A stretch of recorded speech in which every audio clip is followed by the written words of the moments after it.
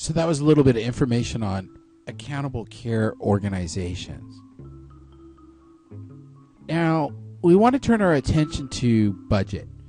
I've mentioned before that a budget unto itself is a policy document because it is the tool by which a decision-making body expresses their priorities and goals by choosing to fund those types of services and programs that are most important to them. And so in that regard, a budget truly is a policy. Now, from your reading, the Fessler chapter, Fessler argues that that the epitome of inaction, that inaction is defined as the intersection of economic crises, growing disillusion with government, and the distrust of government institutions. That when you have these three elements come together, the ability of the decision-making body to take action on the budget becomes less likely. And we've seen plenty of examples of this over time at all levels of government. Now, in the state of California, with looming multi-billion-dollar deficits, for the most part, the California legislature has failed to ever pass a timely budget. Now, recent reforms implemented by California voters has to a certain extent improved that situation, but when we had a two-thirds majority and now we have a simple majority, when we had the two-thirds majority requirement for the passage of the budget, it was typical that the budget would be months, not weeks or days, but months late. In fact, you could be into the first quarter of a fiscal year, have funded programs at an estimated level in that quarter, only to find that when the budget is passed, that the programs that you have already provided 3 months of service in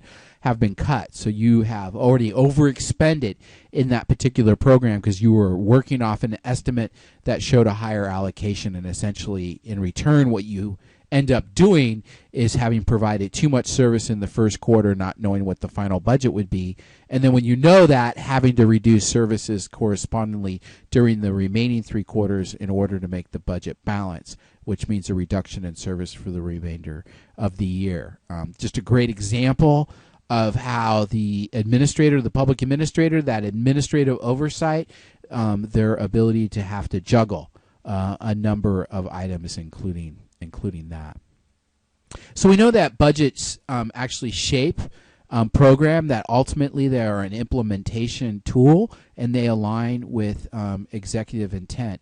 And normally that executive intent has some level of legislative intent as well, because the two branches of government ultimately have to work together in order to pass a budget. So in that regard, clearly budgets are a policy implementation tool. Now, we are witnessing right now in California, and we see this as well at the federal level, that budget development and decisions related to budgets literally are a significant tug of war between legislative and executive branches. So look at what's just happening now in California. In that Governor Brown has made a proposed budget for 2012-2013 already. He released that budget on January 5th. It was actually released accidentally, and he presented it 5 days earlier than he would have normally. But in that proposal, he continues to realign state services to the county level. However, he seeks an initiative on the November ballot to reinforce the method by which those programs will be funded, which would be an extension, or at this point, a reinstatement of sales tax and VLF, vehicle license fee, but in addition, a constitutional amendment, an amendment to the state of California's constitution that would require guaranteed funding, that, in other words, those taxes would remain in place.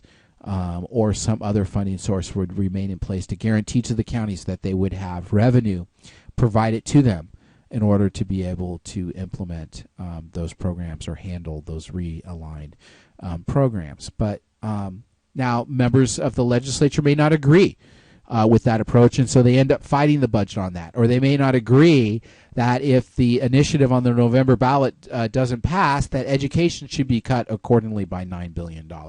There may not be agreement there, so this constant tug of war that occurs between the executive and legislative branch. In this particular example, the executive branch being the governor, but that could also be the president, for example.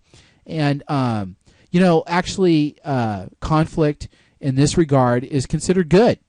It is very common in the field in which we work that within our organizations that there is commonly a tug of war or conflict that exists between the folks responsible for the finances in your organization and the folks responsible for carrying out program. There's always a tension between those two entities, but ultimately that is good because each has their particular perspective on what should be done or how things should be done. And each of those perspectives are equally important. And what is the difficult part is being able to balance between those perspectives in order to be able to land on an outcome that makes the most sense for the organization, meets the needs of the people while being done within the confines of what's available in financial resources.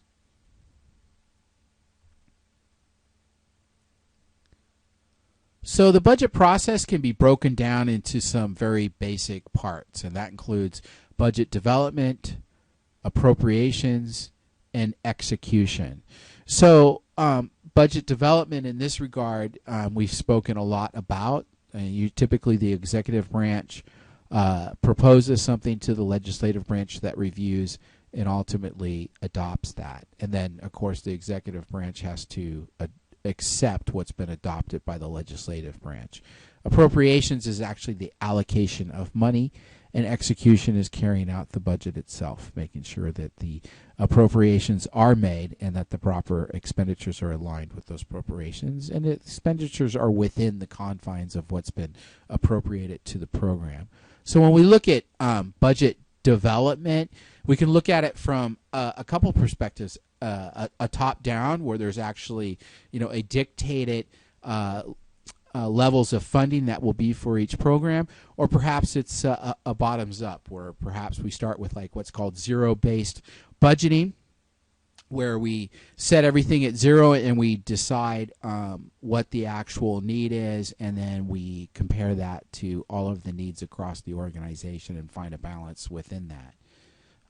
In a bottom-up model, we also may be looking for input and suggestions from frontline staff, both related to where program development and the associated funding would be most appropriate, to where are the appropriate places to reduce funding and where cuts should occur, or ideas for creating savings within the organization. A very old but very common model is management by objectives, in that the financial model, the budget, is tied to some type of strategic plan or goals and objectives that have been established by the organization as the priorities for that organization, or perhaps the outcomes that are sought to be achieved in the implementation of a program. And so then the budget is aligned with that we assure the expenditures are being spent on those items that were meant to help achieve the specific goal or objective that was set forth in the strategic plan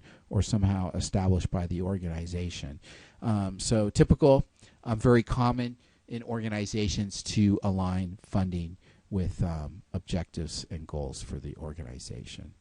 And uncontrollable versus discretionary. So when we say discretionary, that means we have some level of discretion over how that funding is expended versus something like uncontrollable. In other words, we may have a mandate to do a specific thing, and the money must be spent that way. So these two financial terms, as far as uncontrollable versus discretionary, really have come to become part of the crux of the overall issue in public finance today, because as the voters pass various propositions, like take Proposition 98, for example, that guarantees a certain level of funding for education in the state of California, well, the legislature doesn't have, and the executive branch doesn't have much flexibility and how those funds are allocated and provided out to the various providers or other levels of government, including school districts. And so that money has to be spent in a certain way, and that will make up a portion of the budget that whoever is the decision-making body, whether it's the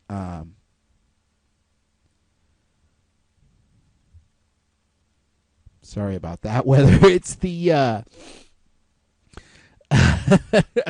okay, all right. So just to show you that I'm human too, that was quite threw me for a loop there. But anyway, I mean, you get it. This is a major dilemma in the California legislature today, that there are so many voter prescribed and statutorily prescribed expenditure limits and expenditure objectives and requirements that the level of discretionary funding decreases. When you look at a county board of supervisors, it's a very similar thing. In that a preponderance of the budget, a high percentage of the county budget is mandated by both state and federal levels of government, leaving the boards of supervisors very, very little discretion over how to spend money. I mean, when you think about what is it that's discretionary at the county level, it's typically identified as general fund. It's the same thing at the state level at the California legislature. That's state general fund, and by its very term, general, it's funding, it's revenue that comes in that isn't tied to any particular activity. Therefore, there's flexibility in how it could be spent.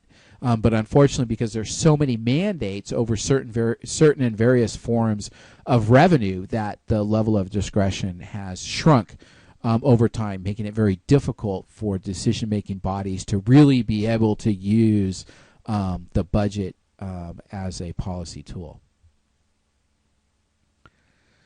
So budget appropriation, ask and you shall receive. So typically the way appropriations work, there's some kind of process in which a department or a program requests a certain level of funding for the budget year or years that are coming in the proposed budget. So they make a proposal on what they think they need to be able to carry out that program. And one of the things that Gilbert talks about is this rule of anticipated reactions in this particular process, and that there are folks that are going to submit their needs at a higher level, knowing full well that there'll be some type of cut, so set that amount a little bit higher so when you get cut, it's not that much of an impact, versus an attitude that's rarely seen today, which is that you lower the cost that you submit with the proposed budget because it will be restored. Maybe the decision makers have a particular type of activity that they're extremely interested in, such as public safety, more particularly the sheriff's office,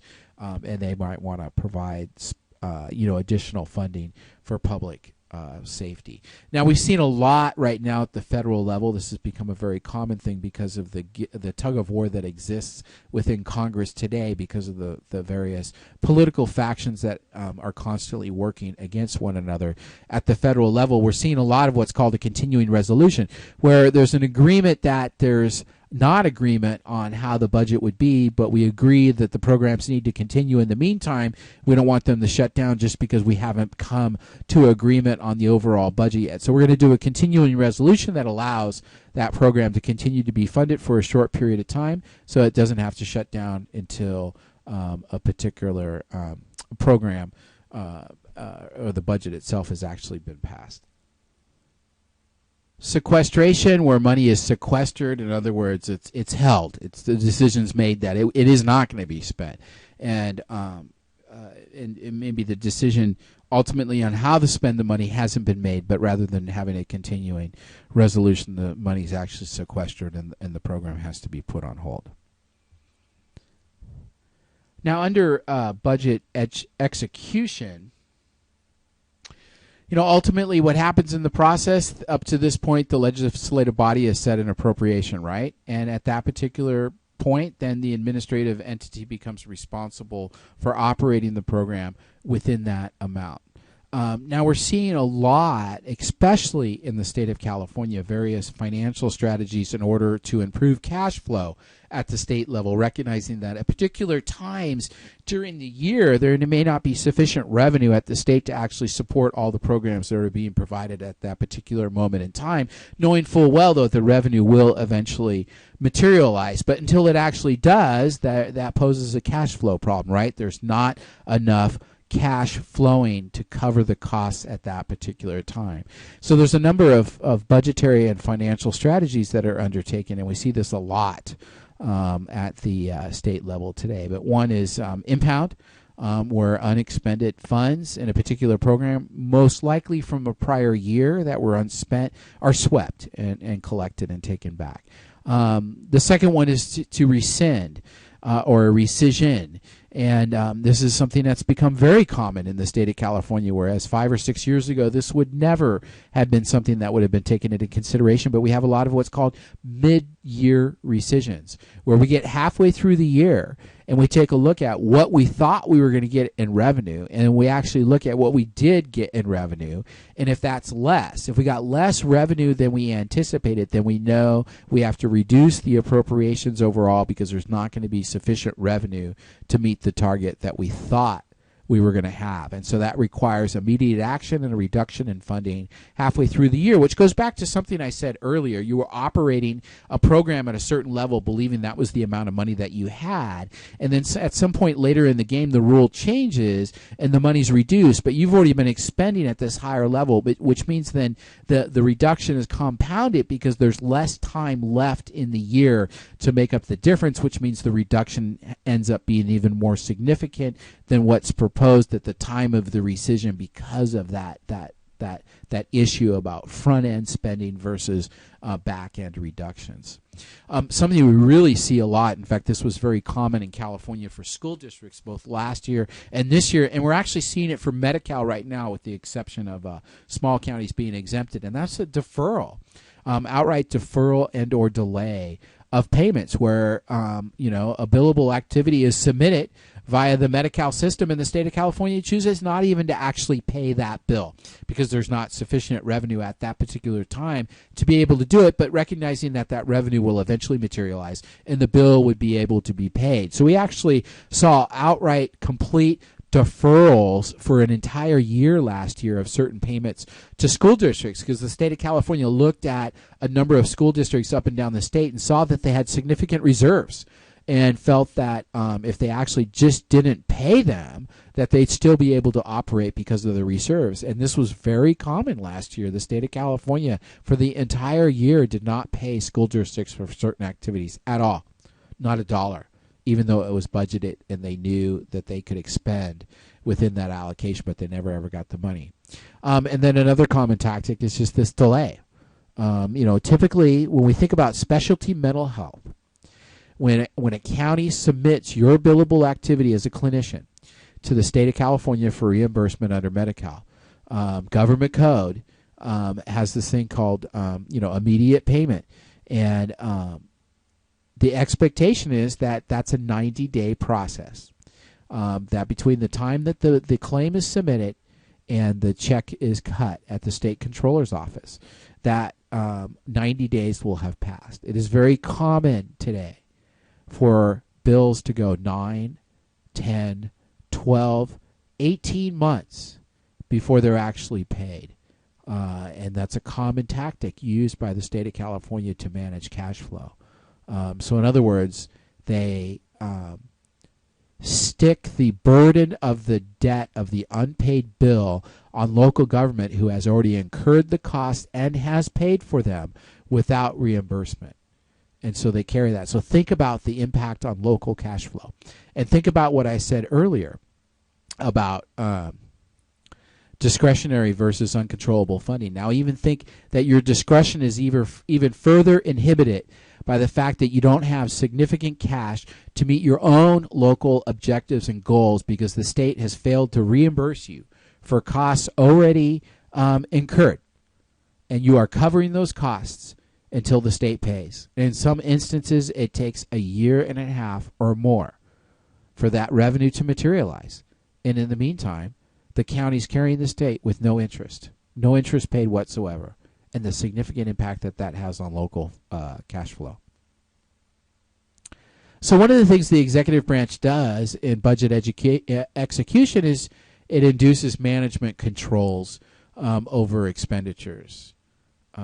So what goes into the budget and what comes out. So they might solicit information from an individual department on the cost of business, but they may actually create an allocation based on maybe a formula of how much was spent last year and then looking at maybe the workflow reducing, so deciding that an allocation of a smaller amount would be fine for the coming year. So that's a great example of management imposing a control over the budgetary process.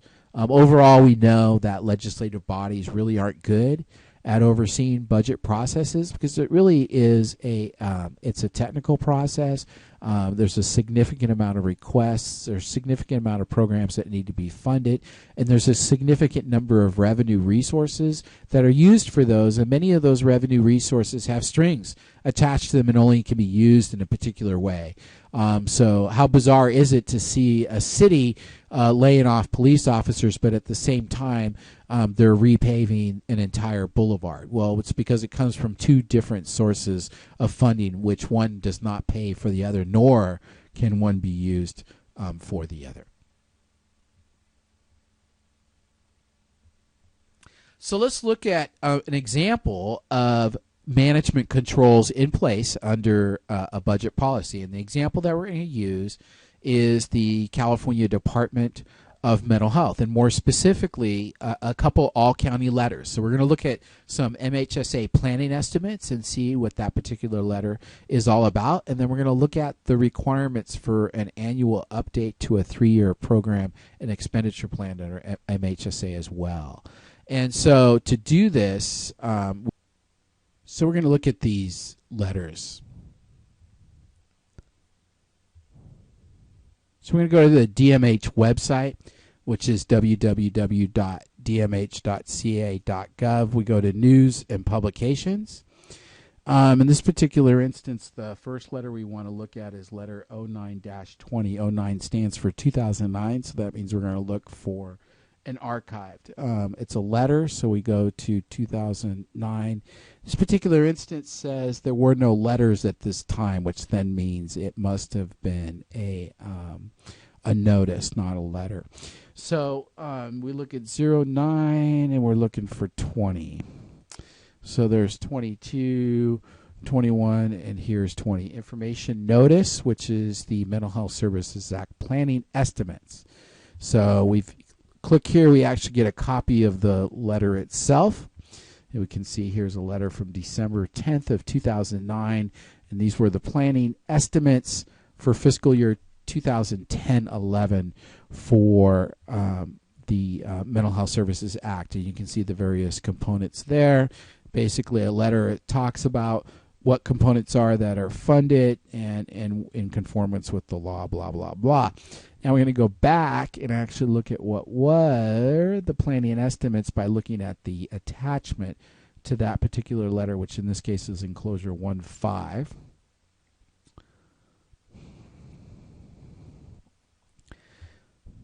All right, and so we can see here we list by county. So we just happen to be in Butte County, so the overall planning estimate for Butte County is $5.3 million.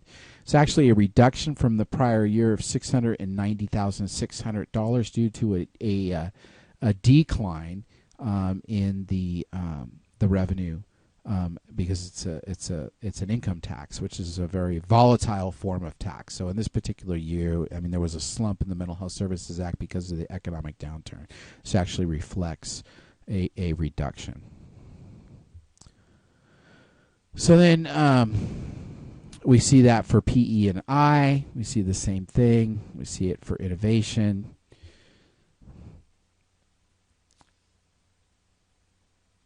And then there they are in summary. And then there they are in comparison to prior years. So I look here at Butte. Here's what they got in 2.6, 2.7. Then it went up to 8.8 and 7.8. But that's also because it included the addition of housing, PE&I, and capital facilities and technology. Then you take the housing allocation out. You can see it was 6.5 in 2008. Then you look at the main components because by then Butte County had spent its capital facilities and technology dollars, but that was a good year, $7.8 million. And you can see in 2010 it went down slightly, $32 million over 5 fiscal years, or an average of $6.4 million per year. This maximum 20% limit here applies to the prudent reserve, in that a certain amount of money is allowed to be put into reserve in order to avoid the reversion clause. Okay, so and reversion is where unspent Mental Health Services Act money is returned because it wasn't spent in a particular period of time. All right, so we want to go back and then we want to look at 1021. So I got to go to 2010. And we're looking for 1021, which is a 3-year expenditure plan. And here we go. Proposed guidelines for the Mental Health Services Act fiscal year 2011-12 annual update to the 3-year program and expenditure plan. So this is a summary of what is proposed to be spent in each of the MHSA components over a 3-year period. And you can see the significant number of enclosures that are included with this particular item. So think about the significant amount of work that is going into filling each of these out. So here's the actual letter itself. Take a look at this. The instructions is 13-page instructions on how to complete the annual plan and expenditure report, which is basically a significant amount of paperwork to tell the state what it is that you're planning on spending your money for under the Mental Health Services Act. This is one of the reasons why we actually see a demise of DMH today, because it was this level of bureaucracy that was placed on the Mental Health Services Act that it made it very difficult to implement. But really what DMH was trying to do is to make sure that counties implemented their programs in compliance with the Mental Health Services Act, and in doing so created a significant bureaucratic process that is burdensome, repetitive and duplicative, and sometimes very time-consuming and expensive to complete. And so obviously you can see that, and you can look at that on your own. And that generally represents a good example of bureaucratic malaise between two levels of government. And now we're going to look at